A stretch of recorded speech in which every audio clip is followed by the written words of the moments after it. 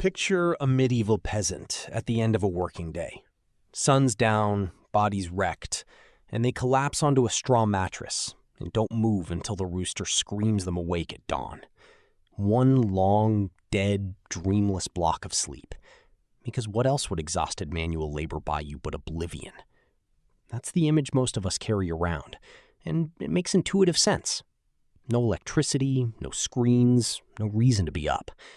Go to bed when it's dark, get up when it's light, sleep straight through in between.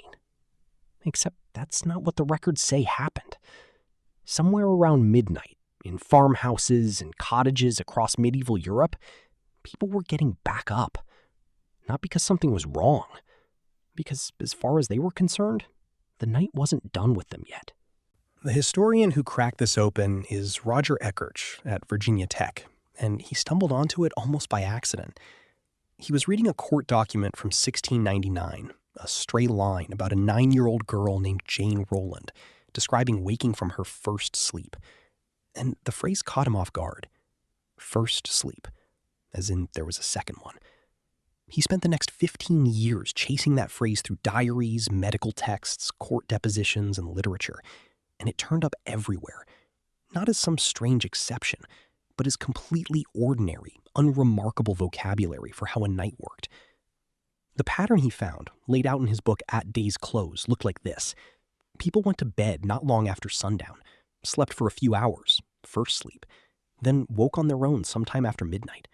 They stayed up for an hour or so, in a stretch of time people at the time literally called the watch. Then they went back down for second sleep, until morning. And the watch wasn't wasted time.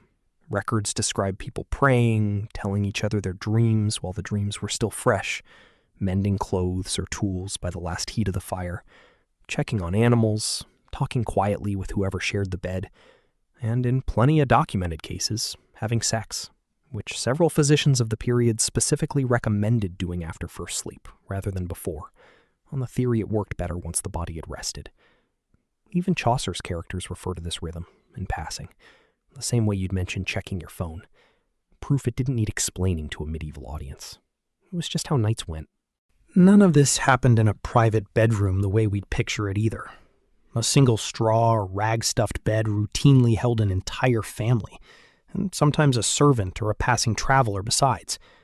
Shoulder to shoulder, arranged by household rules about who slept where, through both sleeps and the gap in between.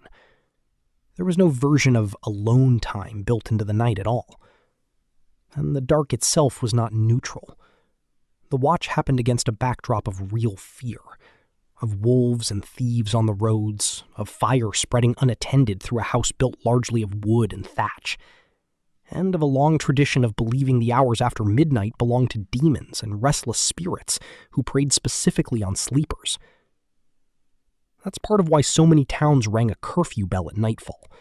The word itself comes from the French couvre-feu, literally cover the fire, instructing households to bank their hearths before bed. Monastic life shows the same architecture from a different angle. Under the rule of St. Benedict, monks went to bed around 7 in the evening and were woken again around 2 in the morning for the prayers known as matins, a structured, deliberate version of the exact midnight gap peasants were experiencing on their own, just dressed up in liturgy instead of left informal. Other historians picked up the thread from there. Craig Kozlowski's research traces how, in the centuries after this period, the night itself got steadily colonized, first by candlelight and oil lamps stretching the evening, eventually by street lighting, turning darkness into something you could simply switch off. The watch didn't get abolished by decree. It got crowded out, gradually, by a night that increasingly had somewhere else to be. So why did we end up believing the single block version instead? Partly because nobody before Ekirch had bothered connecting the dots. References to first sleep sat scattered across centuries of unrelated documents, each one looking like a one-off until someone read enough of them side by side. And partly because the people who erased the pattern didn't do it on purpose. As candlelight, then gaslight, then electric light pushed the start of evening later and later, the watch simply had nowhere left to fit.